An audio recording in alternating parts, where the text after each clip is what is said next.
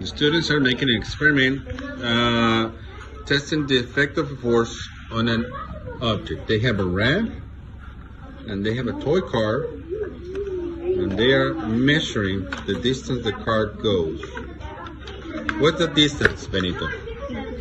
What was that distance? Trying to figure out how far they go and how back they return, and then Okay. we're gonna add it. So this is try number 2. 2. Okay, try number 2. Okay, try it.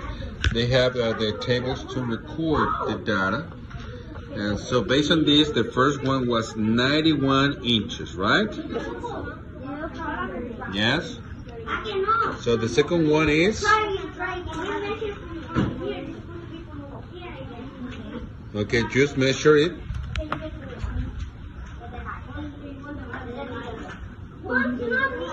88. So you're gonna record what number? 88 inches. And we have all the teams doing the same experiment, testing the effect of a force on an object.